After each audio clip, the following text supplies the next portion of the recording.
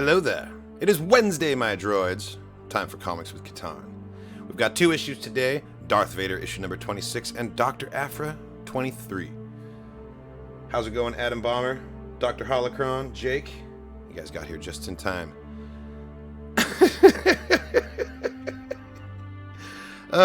I'm sorry that the stream is a couple moments late today. I had to recover from how much I've been laughing at this fucking cover. Darth Vader into the sand. This is a joke that will never die. And I don't want it to, man. I love it. This is too funny. Greg Pak, Raffaellianko, the dream team working on Vader. I'm loving everything they're putting out, so I know that this is going to be some high quality story. But just, man, they're just taking the piss with this cover. It's too good. The sabers all buried in sand. Now, here's my question. Does a lightsaber still work if it gets all, like, do you have to field strip it, basically? Take it apart and clean it before you can ignite it? I know they work underwater, so why wouldn't they work with sand, too, you know?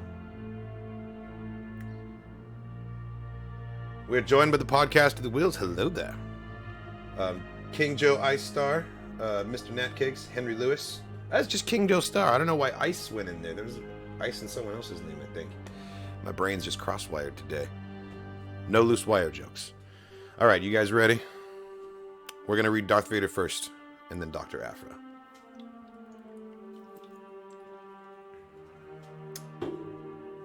Aphra. Captain, I know, right? Is it opposite day? Vader loves sand all of a sudden? He does kind of look like he's enjoying himself. He's like, yes, this is what I want. Before I get started, a brief disclaimer for those of you who are joining Comics with Katarn for the very first time. This is a half comics narration, and it's half reaction. I'm doing a live sight read of the comics, doing voice acting for the characters as I read them for the first time. I don't know where the story's going to go, so I'll be reacting to it in real time. And it always just ends in silly fun, because I make voice choices for like a 2-second phrase, and then I get like a monologue on the next paragraph. I'm like, oh no, what have I done? But let's see how this one goes. Star Wars, Darth Vader, number 26, by Greg Pak and Raffaellianko. Into the sand.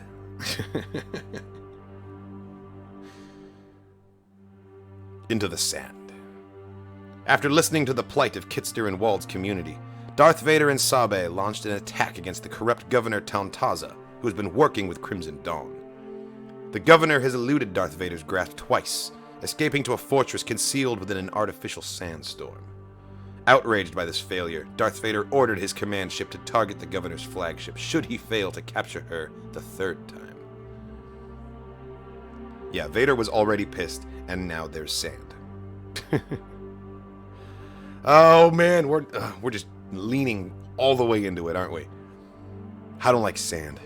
It's coarse, rough, and irritating, and it gets everywhere.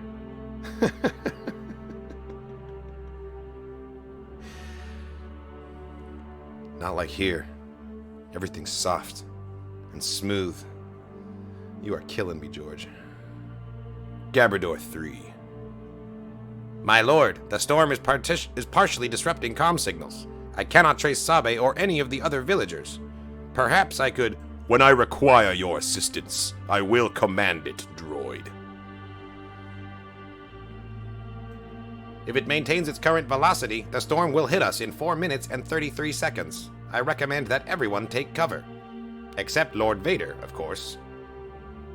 Droid knows better than to give Vader a recommendation. He's doomed! Only the greatest pod racer could drive a machine like that in a storm like this! Kitster couldn't even manage it, and he built it! This is amazing. Little Annie is gonna ride Kitster and Wald's pod racer through a goddamn sandstorm. This is like... We're reaching Phantom Menace fever pitch right now. You're such a joker, Annie. Ha ha ha ha ha. You've been working on that thing for years. It's never gonna run. Oh, here we go. I love it. It's the same kind of ignition switch that he had in his pod. Oh, this is dope. This is actually really fun. Get fucked, Ochi. Why would you stand that close to the engine? You're just Jar Jar with a helmet. That's all he is. It's working! It's working! I like that they included Shmi's reaction here, because it was kind of the sobering moment. It's all like heartfelt and like, yay, the pod works. And then you see that Shmi like understands what this means. And you're like, oh, okay. Oh! Gross. Amazing. Black Series vehicle of this when I need it.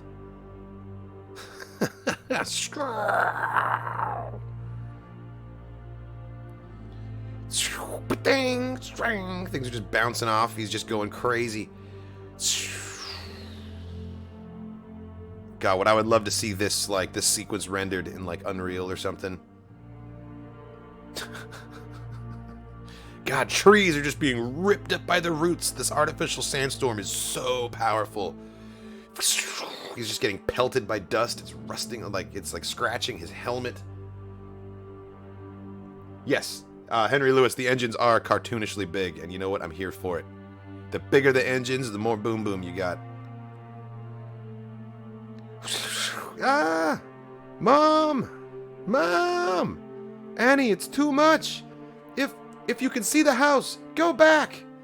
I'm not leaving you! This is a new memory. Anakin cared so much about Shmi. He really loved his mother. No! You're gonna crash! Yes! You know what this reminds me of? In Jedi Knight 3, Jedi Academy, there's a mission where your Jedi character goes and has to like meet up with some contact, and you end up in like a swoop race against like people trying to kill you basically, and you just got your lightsaber out and you're just like slicing the speeders as you go by them. Totally reminds me of this visual right here. That's awesome. Annie, no! I told you! Don't worry. We're gonna be fine. And I told you, Mom. I'm not leaving you. Oh man, this is the real reason Anakin hates sand, is that it's just like the harshest reminder of everything that he left behind him when he went off to become a Jedi, you know? Can you imagine just the absolute enormous guilt? Like, I'm someone who loves my mom very much. My mom's amazing, and I would do anything for her. And like, when I think about like leaving her behind on a shitty planet like Tatooine while I go off and be a Jedi and never looking back, like, that just breaks my heart. Like, I can only imagine the level of just like guilt and like pain. It's just survivor's guilt, you know? And here he is just getting pelted in the face with sand. Sand, like the very essence of Tatooine, the place that he hates, the place where he suffered, and the place where he left his mom to just be a slave, you know? Like, that's gotta really hurt. That's gotta really hurt. Son, my place is here. My future is here. It is time for you to let go. I don't want things to change. But you can't stop the change, any more than you can stop the suns from setting. Now be brave, and don't look back. Don't look back. As she just disappears into the sands. And these aren't just flashbacks. These are very much the prescient thoughts in Vader's head as he's on this swoop bike. Like, he revisits this over and over again, and it's just one of the other ways that he tortures himself, you know? Padme is not the only thing that he wishes he could have saved. Yeah, the guilt. Annie. It's time. Afraid, are you? No, sir. See through you, we can. Be mindful of your feelings. Your thoughts dwell on your mother. My thoughts dwell on your mother. Ooh, snap-heated. I miss her. Afraid to lose her, I think. Hmm? What's that got to do with anything? Everything. Fear is the path to the dark side. Fear leads to anger. Anger leads to hate. Hate leads to suffering. For a comic with as funny of a cover as this had, like, This issue's hitting hard. Like, we're going to some rough places. I sense much fear in you. Ah, Padme! Yeah, just yell out for Padme. Like, fuck this clone who's also falling to his death. Like, ah! Put the ship down! Anakin, don't let your personal feelings get in the way. I can't leave her. Come to your senses. What would Padme do if she were in your position? She would do her duty. And there she is on the sands. They could have spelled out 1138 in the sand impressions like they did in the movie. That would have been a nice little nod. Yeah. Leaving his mom behind in the sand, leaving Padme behind in different sand, like... Oh, man.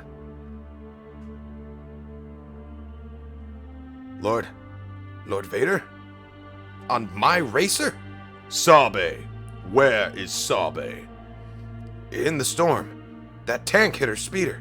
I think she's underneath. I've been trying to... What? Sabe, are you... Lord Vader. Annie. Oh, man. This is, yeah, it's... They found a way to have a real emotional payoff of Vader rescuing Sabe here. It represents to him everything that he couldn't rescue, you know, before he fell. Ah! Sabe! Ah! Oh my god, if she drowns in sand... No, Vader's gonna act. He has to act this time. Jesus.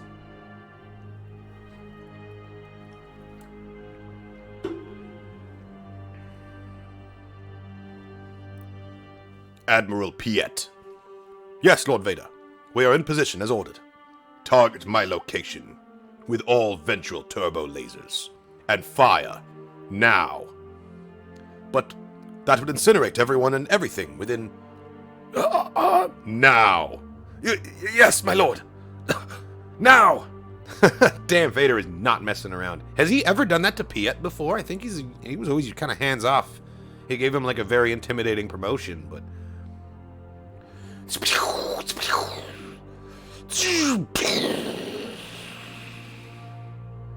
Amazing.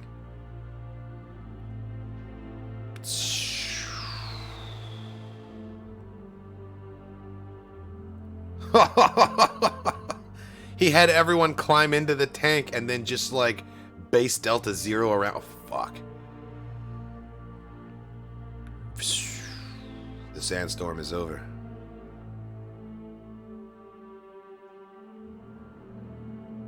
Oh man, and look at him carrying Sabe. It so mirrors Anakin carrying Shmi back from the Tuskens, doesn't it?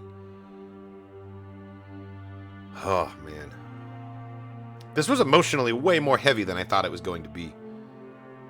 Really, really cool. Greg Pak knows his way around a Vader story, man. And this is gorgeous. This is a gorgeous panel. So, you could not save your mother.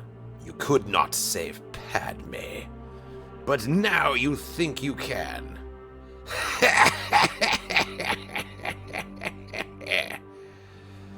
I knew it was all just a test. Just another insidious test from Darth Sidious.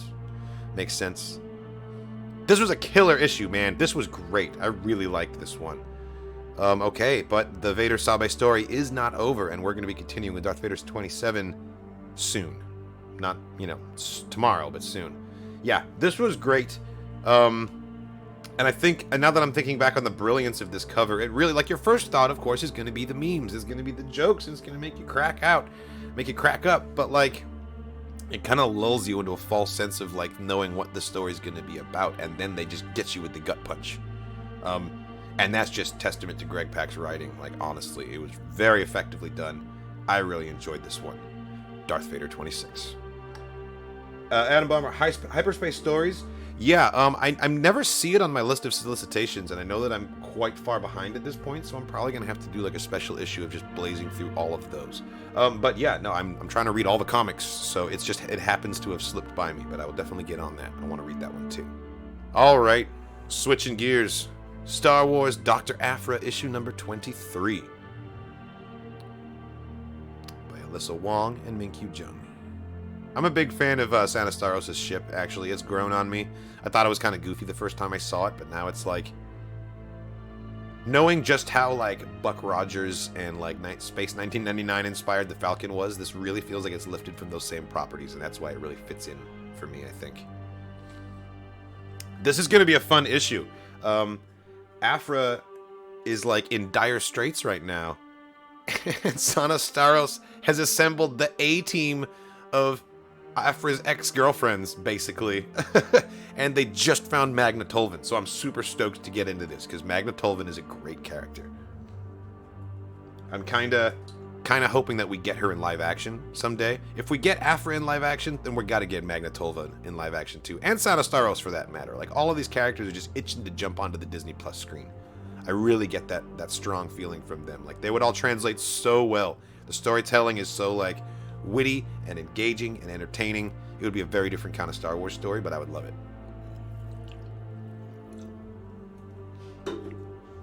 Dr. Aphra. Machinations. Kofon Faris, Dr. Aphra, and Sanastaros race to Barleth University to get their hands on the fabled Ascendant tech, known as the Spark Eternal, an ancient piece of technology that grants Sith-like powers. After a struggle, Aphra was possessed by the spark and announced her intentions to track down the rest of the Ascendant tech. Meanwhile, Sana escaped with Ko and was tasked by Domina Tag to find and follow Aphra. But Sana's gonna need some help from some old friends? More like old flames. Of Aphra's, though, not of Sana's. Dr. Chelly Aphra, Domina Tag, Sanastaros, and Ko Fon Faris. Let's see where we're going from here. The Vermilion, Crimson Dawn's fortress flagship. The Archivist. That's pretty. Not a Sith holocron, but something older. One might call that design primitive, but I've always found it elegant in its simplicity. I hear it went out of fashion centuries ago. Oh, that's cool. It's like another form of data storage that predates the holocron. I don't think we've ever seen anything that predates the holocron in that same, like, format of device. That's cool. And you are? Chelly Lona Aphra, Doctor, Archaeologist. Ascendant. Oh, I like you. It's like, finally, someone I don't have to give my entire spiel to. You know what's going on. I know who you are. Well, she does. And anything she knows, I know. Although she doesn't remember your face looking like that in your Barleth faculty records. Sava Madeline's son. I hear you were quite the expert on the Sith. It's too bad every bit of your research was obliterated. Your name and contributions wiped from the university database, as if they had never existed. But for a clever, arrogant young slicer who doesn't believe in rules or limits, obliteration means nothing. What do you want, Spark? Everything. Rebel Rendezvous, undisclosed location. What do you want, Sana? You vanished on me for months, not a word from you, and now you're back? Asking me for help regarding Chelly? Is this some sort of cruel joke? You seriously think I'd do that, Magna? You used our secure channel to contact me, and now you've compromised Rebellion security by bringing this sloppy gang of riffraff with you, who are, by your own admission, a disgraced professor of occult archaeology and another of Chelly's exes, Eustacia Oka, a grad student with a history of betrayals who even stabbed Chelly in the back, Detta Yao, Chelly's father, hello sir, you look well. Hello, Magna. Corin Aphra. And a serial killer? Well, Kofon Faris. That's great. I love this little crash introduction to who our team is. Oh, that's awesome. I love that Kofon Faris is just relegated to serial killer. I guess that does describe them pretty well. Like you haven't killed anyone, former Imperial Captain Magna Tolvin. No one handles peaceful resolution like the Emperor's jackboots. There was a time when I thought bringing order to the galaxy was the same as bringing peace. That was the alternative. That the alternative was an existence of chaos, ungovernable violence, and suffering. I still believe that. But the Empire has shown me that order without compassion is tyranny, not justice. The only way to remake a corrupt system is to tear it down. Now my loyalty lies with the rebellion, and the hope that one day we'll be able to build a future where all can thrive. Magna really has come around. That being said, I do not need this mess back in my life. Magna. That's great, and as much as she resents Aphra for the part she played in absolutely derolling the trajectory of Magna Tolvan's life, Magna Tolvan would not have joined the rebellion and found her true purpose if it wasn't for Aphra. So, like, begrudgingly, sure, but she has to give her that credit. I do not need this mess back in my life. Magna, wait, please. I know Aphra's a mess, but she told me what happened between you two. How she betrayed Vader to protect the rebellion, and you. See Dr. Aphra, Volume 1, 39 through 40. She loved you, and I know you loved her too. Please, Magna, help us help her. Do it for the person you fell in love with. And if you can't do it for her, do it for me. Everyone's like, oh, Kofan Ferris. This is it. New reaction panel just dropped. I love it. This isn't fair. Nope. Fine. I'm in. But once this is over, I'm done. Uh-huh. I think we've all said that at some point. A tracking device. How interesting. Who do you belong to? Come on, Detta. I'll be right there. Detta, you're not going to share that with the rest? Oh, God. That's the other thing, is that Aphra really knows how to pick them. So this is not like the A-Team. These are a bunch of really dysfunctional people. The Fleeting. Just lucky. Ariel U. Good, the tracker's still active. Sending over the coordinates now, Tucker. Roger that, boss. The conch? Conche? It's like conquer without the R. Song, Keyhart, Venters, and Tucker. Remember, Ronan Tag wants the spark eternal, whatever that is. Dr. Aphra has it, but she's in the wind. So follow Sanastaros, and she'll lead us right to her. Boss, the last time we tried to steal something from Aphra. One of the rings of Vale, yeah. I'd count that as a success. We fell down a 12-meter hole. I fractured one of my horns. But we got the ring, and that's what matters at the end of the day. Do you always run your team like this? Look, we have our orders from Ronan. Keep an eye on Staros, and remember, our goal is retrieval, not assassination. Don't do anything stupid. An assassin shying away from murder? That's a new one. We've spent our lives killing people to survive. If anyone ought to know how precious life is, it should be us. Interesting take. And Ronan's only paying us to retrieve the spark. I charge extra for murder. A man of principles. A practical man. If we play our cards right, no one has to die. It's just, you know, mercy's a luxury we can't usually afford. Well, good thing Crimson Dawn is notorious for their mercy. The Vermilion is a really cool ship, honestly. Last time we saw Doc in that horrifying dark artifact, it was aboard this ship. Other than the Volt Cobra, it's our best lead. If worst comes to worst, Crimson Dawn will know where to find her. Biruke. Oh, shit. Okay. Got some local flora and fauna. Very cute. And then just dead bodies everywhere. I love the color. Before I go to the next page, I just have to geek out about the colors scheme on this planet right now. It's giving, such 1970s era Marvel Star Wars. With just, that weird hazy teal for a background, and then bright blue and purple, plants, and, the cliffs are, orange and blue. The foreground colors and background colors being drastically different from each other. Yeah, I love this palette. This really reminds me of, the old retro Marvel Star Wars. void below. What happened here? A battle? No. This was a massacre. Who could have done this?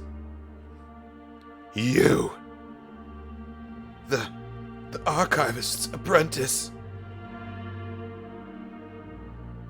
Await the dawn. Blech.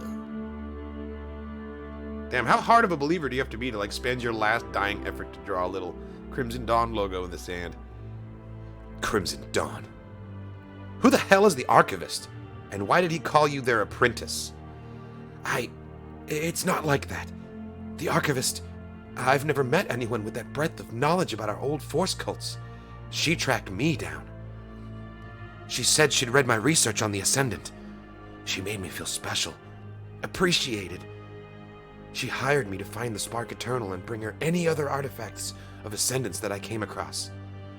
That's how I got my list of targets. It was Crimson Dawn intel. Of course, she was probably manipulating me, since it's apparently everyone's favorite pastime. Poor Co. Look on the bright side. Santa, you asked us where Aphra would stash something valuable, a backup plan or asset she could access if everything went south, and we said, a place of great archaeological significance. The most backwater planet in the farthest edge of the galaxy. She'd want to brag about it, though. The site of a personal victory? Somewhere, unfortunately, sentimental. Somewhere in plain sight. I love this. Look at all these rambunctious yahoos trying to put their heads together to solve yet another rambunctious yahoo. And we ended up here on Biruke, the only planet that fit that bill. Once home to an extinct avian species, now a lightly irradiated vacation spot where Aphra's apparently brought at least 2 of you, barely populated, despite being advertised during every late-night trashy Holovid rerun because nobody wants to be here. Except Crimson Dawn, apparently. Which means there is something valuable hidden down here, and we're close to finding it. God, these colors are just great. Look up there. It's a little twisted root house. My God, is like Radagast the Brown in there? That is either a wizard or a gnome hut. Like, no mistake. Get down! Who's shooting at us? Just a guess, but probably your Crimson Dawn friends. I told you! I don't have friends! Ah! Oh, nice. I forgot for a second that they're still wielding the Ascendant tech. That's great. That's so sad. There are more coming! On it. Psh. Oh my God. Magma Tolvan just snapping this dude's neck, like with her calf muscle. Ugh. Eustacia, get Aphra's dad out of here. I told you this would be messy. It always is. Dada, jump! You know, I'm not usually about teamwork, but I could get used to this. Just slicing fools. Come on, we're almost there. Let's move. What, not easy enough for you? No, it's almost too complicated. Like it was designed to feel like a challenge. That doesn't make any sense. Why would Aphra leave herself a challenge if she planned on stashing something here? Oh, what up, little Chadger fan? What happened to you? You look very scared. Unless this was never for her.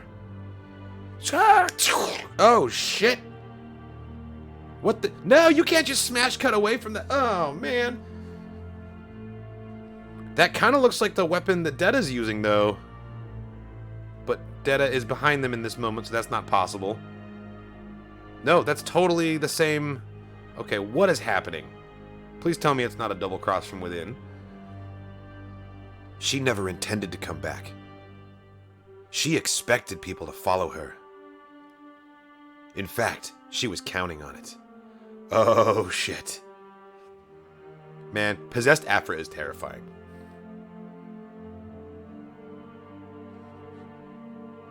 Chelly did hide an asset here. She set a trap. 000? BT1? Why, look at this, BT. It seems we have guests. Amazing! And he's got a stupid little straw hat on. He's like a... Yes!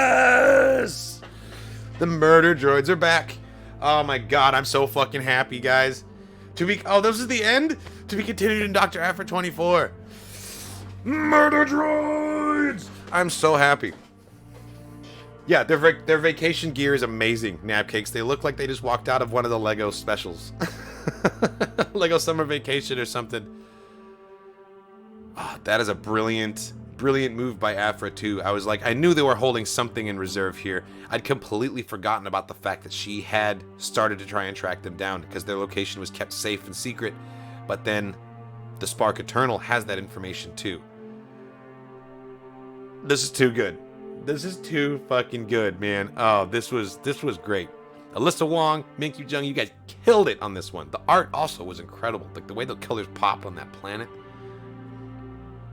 As far as I know, there are not black series of Trip and BT, right? They don't exist yet. I know that there's a Hot Toys that you can get of the two of them. It's like 1/12 scale. I really need a black series of this murder pair, but I really, really want a variant where they're in this summer vacation garb, where he's got the stupid shawl and the stupid hat. It's too good, man. Oh, this was great. This was Adam Bomber. Yes, there was a 3.75 of Aphra, but you're saying it came with the murder droids? Because I don't think I ever saw that one. I need to get it if it's true.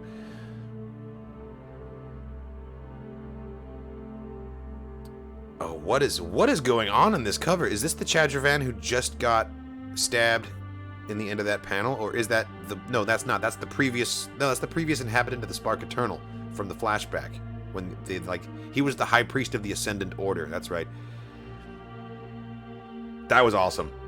That was so good. It was a Celebration exclusive. Oh, that makes sense. That makes sense. Definitely did not go to that celebration, or I would have picked it up. Awesome. These were some killer comics today, honestly. Not only was Dr. Aphra 23 like amazing with that 000 and BT1 reveal at the end, love it. And it was super entertaining just getting to see like the dysfunctional ass A-team of Aphra's exes trying to get her back. But Darth Vader 26 was awesome too. It really like drew me in with that like the silly sand cover, and then gave us like some very hard-hitting emotional material talking about Vader that like I really wasn't prepared for. And I think that was by design, you know? I'm kind of like, oh look, laughing about sand, let's have a good time with this, and then just emotional gut punch after gut punch. And that was really effectively presented, so I really enjoyed that one too. Yeah, no, this was great. Thank you so much for watching Comics with Katarn today, guys. If you joined the stream late and you did not catch the beginning where I read Darth Vader issue number 26, don't worry, you can catch the replay. It's going to be up on YouTube momentarily. Thank you so much for watching, and as always, may the Force be with you.